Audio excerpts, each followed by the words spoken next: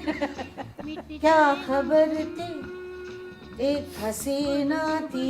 हिमेश रेशमिया बहुत आर्टिस्ट अच्छे होंगे, म्यूजिक डायरेक्टर होंगे, कुछ भी सुंदर दिखते होंगे, लेकिन न चिंटू बन सकते हैं वो, न किशोर दा बन सकते हैं। आज जाने की जिद ना करो, उड़े जब जब जुल्फे तेरी, कवारियों का दिल मचा। खलास, खलास। मैं कोई पागल हो गई हूँ? माधुरी जैसा चेहरा हूँ, मार्लिन मैंडो जैसा मेरा figure.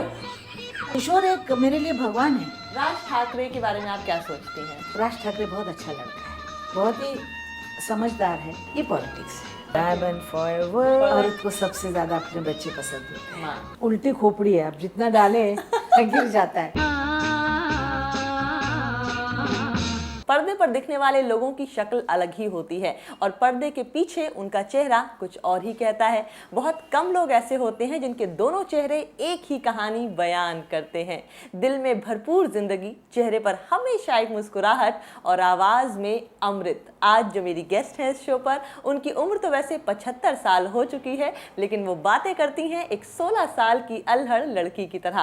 Please welcome Asha ji. फूल ही फूल खिल उठे मेरे पैमाने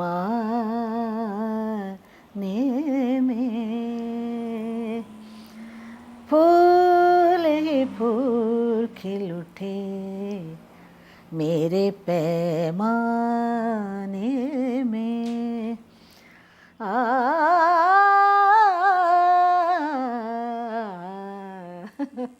आपकी पर्सनालिटी, आपकी उम्र के जितने अलग लोग हैं, आर्टिस्ट हैं, सिंगर्स हैं, आपकी इंडस्ट्री के जितने भी लोग हैं, उनसे बिल्कुल अलग है। पता नहीं, मैंने कुछ जानबूझ के की नहीं, मैं ऐसी हूँ, बचपन से ऐसी हूँ। और शायद स्वभाव भगवान देता है किसी किसी को ऐसा ही, वैसे मैं हूँ। अभी कल की बात है, मेरे भाई का जन्मदिन हुआ था और वह हम पांचों भाई बहन स्टेज पे थे।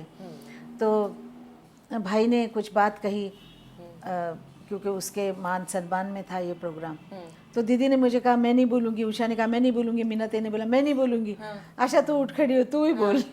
तो मैंने सबका जो बोलना था मैंने अकेले बोल दिया और खूब हंसाया सबको, गाना गाया सब। तो एक वो जानते हैं कि आशा सब कर लेगी तो मुझे धक्का दे के आगे कर देते हैं। हम जितना भी सोचते हैं ये मेरा वो मेरा, अब मैं आपको बताती हूँ, मैं कहती हूँ कि ये चीज़ ये मेरा है, ये मेरा है, वो कभी भी नहीं कहता मैं तेरा हूँ। वेरी इंटरेस्टिंग है, कभी नहीं कहता है। हम दूसरे को बोलते कि मैं ये मेरा है, वो कभी नहीं बोलता कि तू मेरी है। तो ऐसे दुनिया में कैसे जीना चाहिए? सभी अपने हैं, हम किसी के नहीं हैं, लेकिन सब मेरे हैं। और हंसते रहो। सिर्फ एक है, मेरा मान सम्मान जो है, आत्मसम्मान, वो बना रहे। हाँ, सेल्फ रिस्पेक्ट, उसको मैं संभालती हूँ। बाकी चीज़ मैं नहीं, बिल्कुल ईगो प्रॉब्लम तो है ही नहीं मेरे पास। आप सजने संवरने में इंटरेस्ट लेती हैं, जो कि बहुत अच्छी बात है। आपको डायमंड्स का शौक है, अच्छी साड़ियों का शौक है। That's a very nice appreciative thing about you. Diamond forever, forever, a girls best friend. Diamond का शौक। थोड़ा बच्चे भी पीछे पड़ते हैं कि देखो तुम आशा भोसले हो, तुमको पहनना चाहिए, करना चाहिए, तो पहन लेती हूँ। लेकिन इतना मेरा अभी पहले जैसा शौक नहीं रहा। अच्छा। कभी हम लोग अपने लिए जीते हैं, कभी किसी के लिए जीते हैं। तो मैं, एक ज़माना था मैं अपने मन से अपने लिए जीती थी। अब मेरा ऐसा ज़माना है कि मैं मेरे बच्चों को, मेरी बहू को, मेरी लड़की को क्या पसंद है, मुझे वैसा जीना अच्छा लगता है। Very nice. और आपके लिए अगर ये कहा जाए कि age is just a number, तो सही होगा? You are 75?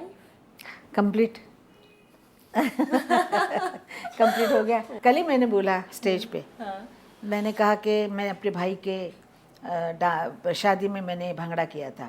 भांगड़ा आता नहीं, ऐसे कुछ किया था। फिर मेरे बेटे की शादी में मैंने, जब वो पैदा हुआ तो कहा था मैं इसके शादी में डांस करूंगी। तो होता ना, औरतें बुढ़ी हो जाती है, सोचती मैं क्या करूंगी, 27 साल पड़े अभी और बच्चा बड़ा होने में।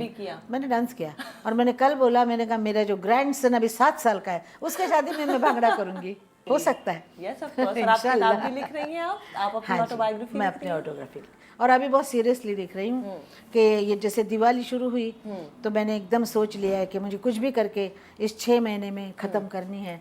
और अगले साल मुझे ये छापनी है। Right. Hindi, Marathi and English. English तो मैं नहीं लिख सकती हूँ, पर हिंदी मराठी में लिखती हूँ। तो मैं हिंदी में मैंने स्टार्ट की है। इंग्लिश आई डोंट नो, कोई बहुत अच्छे जानकार होंगे जो उसको ट्रांसलेट करेंगे। आज तक फिल्म इंडस्ट्री में 50 साल तक कैसी थी इंडस्ट्री, कैसे थे सिंगर, कैसे उनके साथ हमारे रिलेशन थे, कैसे गाने होते थे, रिहर्सल कैसी होती थी, दुख कितना सहा, कैसे पैदल चलते थे, कैसे ट्रेन पे लटक के भागते थे, कैसे बस के पीछे दौड़ते थे कि अरे ठहरो ठहरो हमको भी आना है। तो ये सब चीज़ें करने के बाद आज आप जो कहें उस गाड़ी में बैठ सकते हैं। लेकिन मुझे ऐसा लगता है कि वो जो भागना दौड़ना था उसमें बहुत मज़ा था। उसका मज़ा और था। उसमें एक वो था कि मैं मेहनत करके चढ़ूंगी चढ़ूंगी चढ़ूँ। अब ऐसा हो गया कि अभी आगे क्या करूँ, अभी क्या करूँ आगे, ऐसा हो गया। लोग बहुत से कुछ पूछते हैं जो मैं कभी जवाब नहीं देती हूँ, देना भी नहीं चाहती हूँ, लेकिन वो लिखूंगी। मुझे अभी देवानंद जी ने कहा था, आशा उनकी किताब आई ना, तो उन्होंने और बहुत उन्होंने कहा मैंने इतने सच्चाई से लिखा है, अगर लिखना है आशा तो सच्चाई से लिख, नहीं तो मत लिख। मैंने कहा यस देव साहब, मैं हमेशा आपके नक्शे कदम पे चली हूँ। अभी भी ऐसे ही करूँगी। रात अकेली है, बुझ गए दिए, आके मेरे पास, कानों में मेरे, जो भी चाहे कहिए, जो भी चाहे कहिए। आप मराठी हैं और आजकल महाराष्ट्र में एक जो न्यूज़ धीरे धीरे चली थी वो पूरे हिंदुस्तान में फैल गई है। सिंपली राज ठाकरे के बारे में आप क्या सोचती हैं? राज ठाकरे बहुत अच्छा लड़का है, बहुत ही अच्छा लड़का है, बहुत ही समझदार है, सोच समझ के करने वाला है। और ठाकरे खानदान से है, मतलब बाल ठाकरे जी का भाई का बेटा है।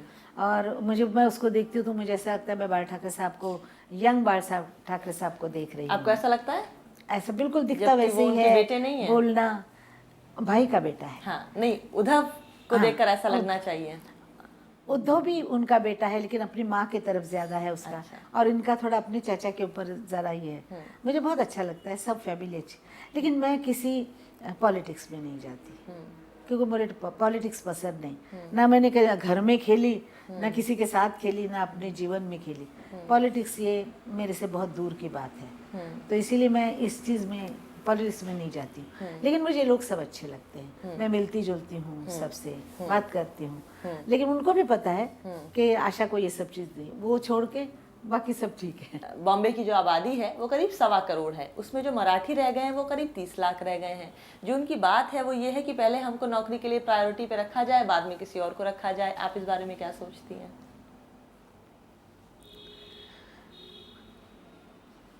मेरा ख्याल है कि वाकई अगर लोगों को हमारे काम नहीं है तो उनको मिलना चाहिए। क्यों नहीं मिलना चाहिए? मैं अपने घर में हूँ, इस घर में बैठी हूँ और ये घर मेरा नहीं है, मुझे बाहर खड़ा होना पड़े तो बुरा लगेगा ना। तो मुझे ऐसा लगता है कि सबको काम मिलना चाहिए। उनको भी काम दीजिए, बाहर वालों को भी दीजिए, सभी हिंदुस्तानी हैं पर उनको भी दीजिए। जो यहाँ भूखे मर रहे हैं उनको दीजिए, उनको भी दीजिए, सबको दीजिए। लेकिन ये ज़रूरी है कि हर एक को काम मिलना चाहिए। ये ज़रूरी नहीं है कि इनको नहीं मिलना चाहिए, इनको, ऐसा कुछ नहीं है, लेकिन सबको मिलना चाहिए। और लेकिन जिस तरह से राज ठाकरे इस बात को रखते हैं उससे बहुत वायलेंस क्रिएट हो जाता है। ये पॉलिटिक्स है। पॉलिटिक्स में कौन क्या कहता है, कौन क्या कहता है। कल को ये लोग एक दूसरे के दुश्मन होते, दूसरे दिन गले में गला डाल के खाना खाते हैं। तो ये पॉलिटिक्स है, इसमें मैं नहीं जाती। मैं बहुत दूर हूँ इन सब चीज़ों से। ओके, तो मराठी मानुस का जो कॉज है आप उसके तो फेवर में है, लेकिन राज ठाकरे को जो इसको इन्फोर्स करने का तरीका है उसके फेवर में नहीं है। इसमें मैं कुछ बात नहीं कहूँगी। मैं मराठी हूँ, महाराष्ट्रियन हूँ। जय महाराष्ट्र एंड जय हिंद। ज़रूर हिंदुस्तानी हूँ पहले हिंदुस्तानी हूँ, फिर मराठी। पंचमदा शादी ज़रूर हमारी हुई, हस्बैंड से ज़्यादा फ्रेंड था। मेरा कुछ सामा, क्या क्या गाया तूने, क्या गाया, फिर से गा। हाँ मैंने कुछ नहीं कहा, मैं डर गई, मैंने कुछ नहीं, कुछ नहीं, कुछ नहीं।